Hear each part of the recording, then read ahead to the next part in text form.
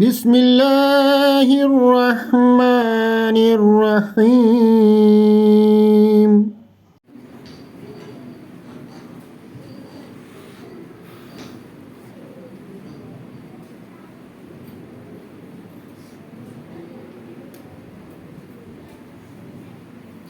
السلام علیکم ورحمۃ اللہ وبرکاتہ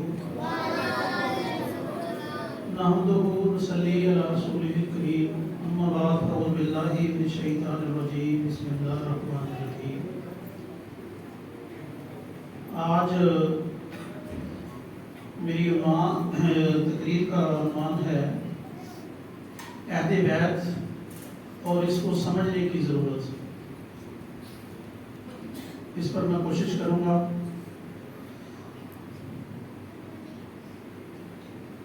آج کا دن 3 مارچ یوم مسیح موعود علیہ السلام حضرت محمد مصطفیٰ صلی اللہ علیہ وسلم کی اس پیشگوئی کے پورا ہونے کا دن ہے جس میں نبی کریم صلی اللہ علیہ وسلم نے فرمایا کہ جب میرا مہدی آئے تو اس کے پاس جانا، اس کی بیعت کرنا اور میرا سلام کہنا. خواہ تمہیں برف کے پہاڑوں کے اوپر سے گھٹنوں کے بل رینگ رینگ کر بھی جانا پڑے تو میرے مہدی تک پہنچنا. وہ پیشگوئی پورا ہونے کا دن 3 مارچ. 3 مارچ وہ دن ہے جس دن حضرت مرزا غلام احمد قادیانی علیہ السلام نے اپنے مریدین سے 10 شرائط بیعت پر بیعت لی تھی. 3 مارچ وہ دن ہے جب مرزا غلام احمد قادیانی علیہ السلام نے امام مہدی مسیح موعود ہونے کا دعویٰ کیا. 23 مارچ وہ دن ہے جس دن 40 اصحاب احمد نے آپ علیہ السلام کے ہاتھ پر اپنی جان، مال اور عزت قربان کرنے کا عہد کر کے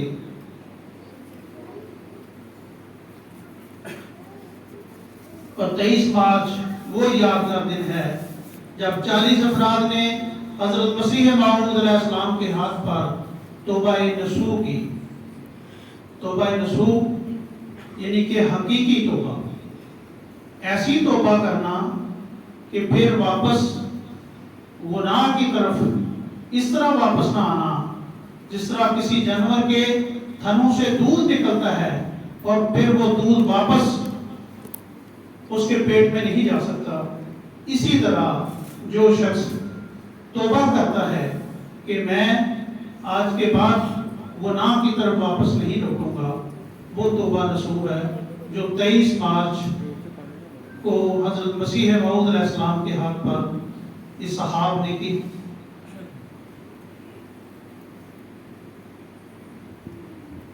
دنیا میں بھی رہنما ہوتے ہیں جو عوام کو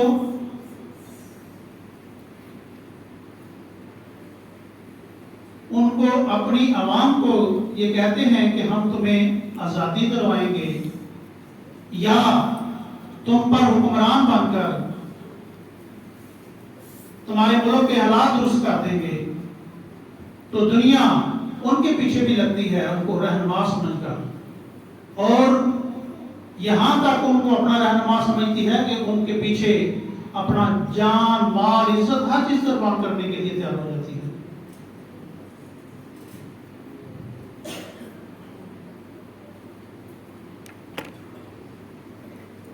اسی طرح جو لوگ کسی روحانی پیشوا کے ہاتھ پر بیعت کرتے ہیں تو وہ بھی اسی مقصد کے لیے کرتے ہیں کہ ہماری اصلاح ہو.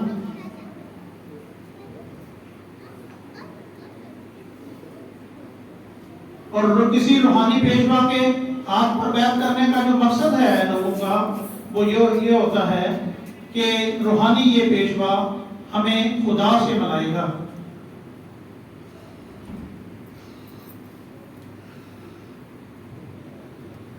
حضرت مرزا غلام احمد قادیانی علیہ السلام کی بیعت کرنے والے صحابہ احمد اپنی زندگی میں اہل بیعت کو جس وفا کے ساتھ نبھایا، انہوں نے حضرت محمد مصطفیٰ صلی اللہ علیہ وسلم کے اصحاب کی یاد تازہ کر دی۔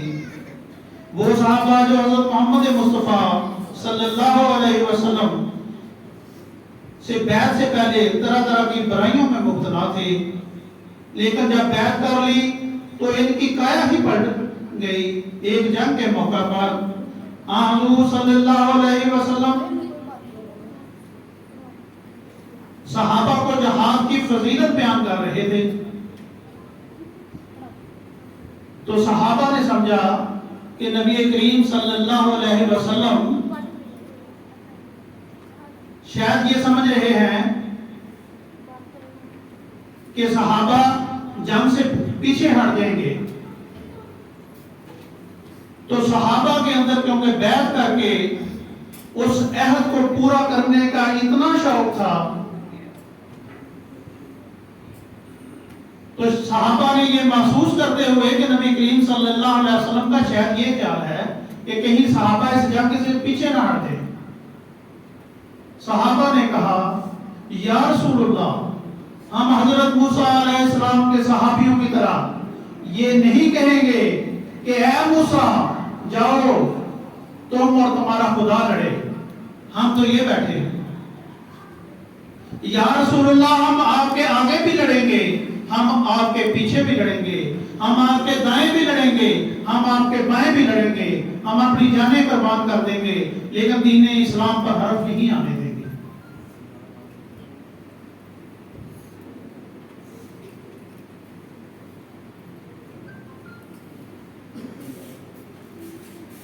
حضرت محمد مصطفیٰ صلی اللہ علیہ وسلم کے صحابہ نے اپنی پوری زندگی جس صدق و وفا کے ساتھ اہل بیعت کو نبھایا، اس کے نتیجے میں اس دنیا میں ہی کسی نے صدیق کا لقب پایا، کسی نے فاروق کا لقب پایا، اور کسی نے غنی کا لقب پایا، اور کسی نے حیدر اقرار کا لقب پایا، اور عشرہ مبشرہ نے اسی دنیا میں جنت کی بشارت حاصل کی۔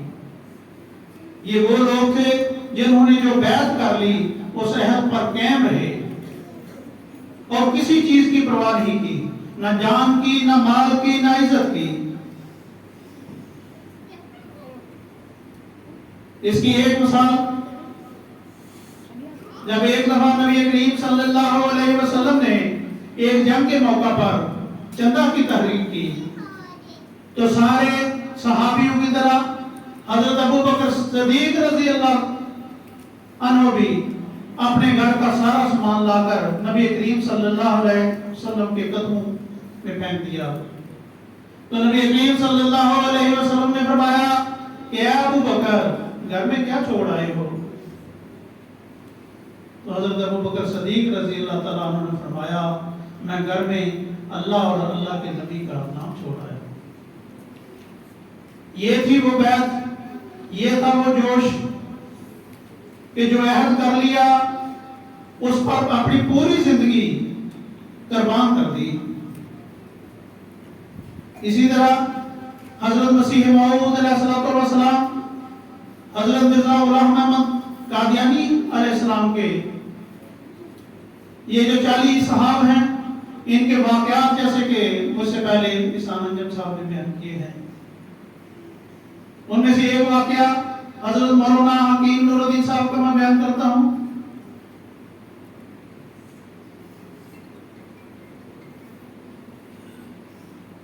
حضرت حکیم مولانا نور الدین صاحب ایک بہت بڑے، بیعت سے پہلے بھی ایک بہت بڑے عالم تھے، بہت بڑے حکیم تھے، اور جب حضرت مسیح موعود علیہ السلام سے تعلق بنا ہے تو اس وقت وہ کشمیر کے مہاراجہ کے شاہی طبیب تھے۔ تو جیسا کہ بیعت کے بعد ان کے اندر تبدیلی آئی، جیسا کہ ملک احسان انجم صاحب نے وہ واقعہ بیان کیا ہے کہ انہوں نے کہا کہ پہلے میں خواب میں نبی کریم صلی اللہ علیہ وسلم کی زیارت کیا کرتا تھا، اب میں دن میں جاگتے ہوئے بھی بیعت کے بعد اپنے اندر وہ تبدیلی میرے اندر پیدا ہو گئی ہے کہ میں نبی کریم صلی اللہ علیہ وسلم کی دن کو جاگتے ہوئے بھی زیارت کر لیتا ہوں۔ تو ان کا ایک واقعہ کہ جب وہ بیعت کے بعد واپس اپنے گاؤں جو بیرا ہے ضلع سرگودا میں ادھر واپس چلے گئے، وہاں جا کر انہوں نے ایک بہت بڑا مدرسہ بنایا اور ایک بہت بڑا گھر بنایا. وہاں ان کی بہت شہرت تھی، بہت عزت تھی اور پورے علاقے میں ان کی مشہوری تھی. اور وہاں سے ملاقات سماعت کے لیے گھر سے لاہور آتے ہیں جو مکان مدرسہ بنا رہے تھے، تو وہاں سے اپنے آقا کو ملنے کے لیے قادیان چلے جاتے ہیں. 2-4 دن رہنے کے بعد کہتے ہیں حضور مجھے اجازت دے، میں واپس جاتا ہوں. حضور نے فرمایا کہ آپ ابھی کچھ دن ٹھہرے.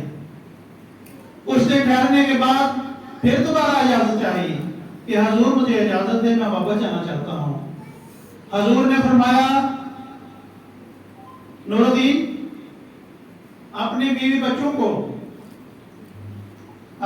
بچوں کو یہی قادیان بلا لیں اور بیرا کا خیال دل سے نکال دیں. کوئی بات نہیں کی، جو حضور کا حکم ہوا وہی کیا. وہیں رہ کے اپنے بیوی بچوں کو بلایا اور لکھتے ہیں کہ خدا کی قسم کھا کر کہتا ہوں کہ اس کے بعد میرے دل میں بھی کبھی خیال بیرا کا نہیں آیا. نعرہ تکبیر، نعرہ تکبیر، اللہ کی امت مسیح پہ زندہ باد. دعوت احمدیہ. اسی طرح حضرت مسیح موعود علیہ الصلوۃ والسلام کے ایک اور بیعت کرنے والے صحابی حضرت مولوی عبد اللطیف جو افغانستان سے آئے تھے، وہ بھی اپنے علاقے میں ایک بہت بڑے افغانستان کے بہت بڑے عالم تھے. لیکن جب حضرت مسیح موعود علیہ السلام کے پاس آتے ہیں، بیعت کرتے ہیں اور 2 مہینے رہتے ہیں اور اس کے بعد اجازت لے کے واپس جاتے ہیں، جب ادھر کے علماء کو پتہ چلتا ہے تو وہ فتویٰ دیتے ہیں کہ یہ کافر ہو گیا ہے اور اس کو سنسار کر دیا جائے. اور اس فتوے پر عمل ہوتا ہے جب آپ کو سنسار کرنے لگتے ہیں. تو اس وقت کے حکمران نے کہا کہ مولوی عبد اللطیف اگر ایک دفعہ کہہ دو کہ میں مرزا غلام احمد کے ہاتھ پر جو بیعت کی ہے اس کو توڑتا ہوں، میں اب بھی تمہیں بچا لوں گا. تو مولوی عبد اللطیف صاحب نے کہا کہ یہ جان کیا، یہ جیسی ہزاروں جانیں بھی قربان اس حق پر جو میں نے دیکھا ہے، میں اس سے پیچھے نہیں ہٹوں گا اور اپنی جان دے دوں. تو یہ ہیں وہ نمونے جو بھی چند ایک میں نے آپ کے سامنے بیان کیے ہیں. صحابہ مسیح میں ایسے بے شمار نمونے ہیں کہ انہوں نے جب بیعت کر لی کہ ہم اپنی جان مال اور عزت کو قربان کریں گے تو وہ انہوں نے کر کے دکھایا.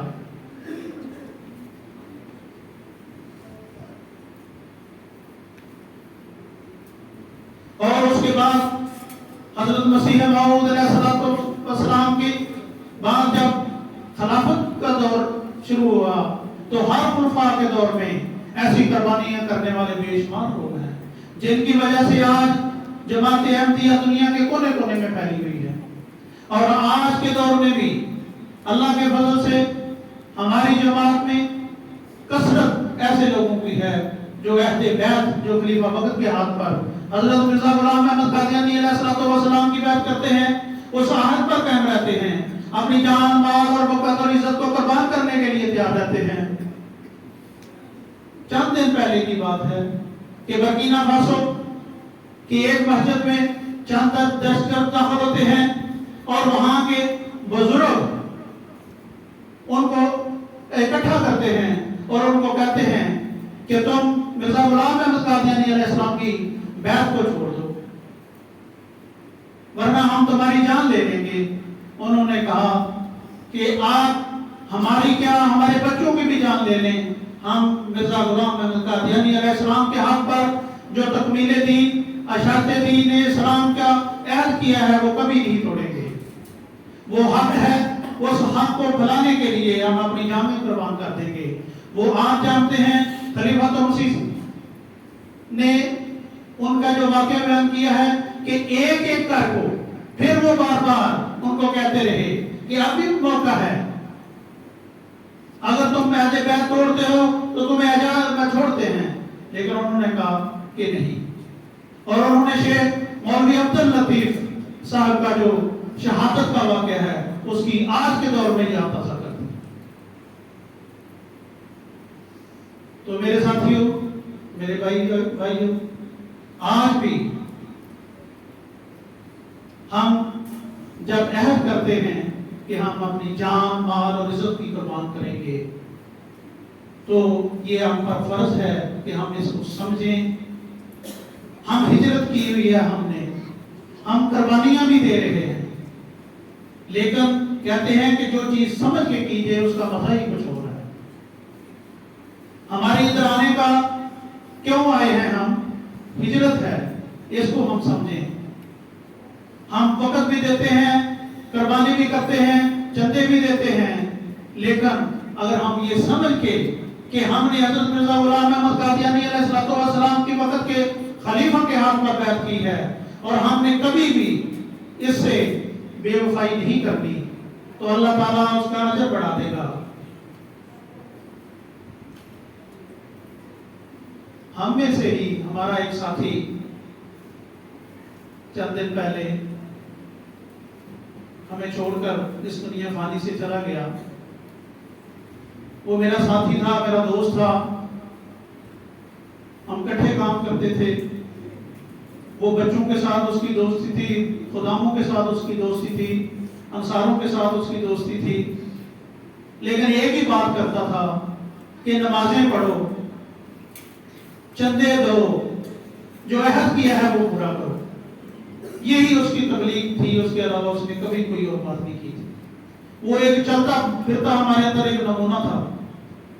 हम सबको भी चाहिए कि हज़रत मसीह मौऊद अलैहिस्सलाम की बैत को समझ कर जिंदगी को गुजारें और हम चलते फिरते वो अहमदी बने जिनके जरिए से दुनिया में तबलीग इस्लाम हो रहा है। अहमदियत ही वहाँ वो जमात है जिसने दीन इस्लाम की शाद करनी है। अल्लाह ताला हम सबको तौफीक दे। बिस्मिल्लाहिर रहमानिर रहीम।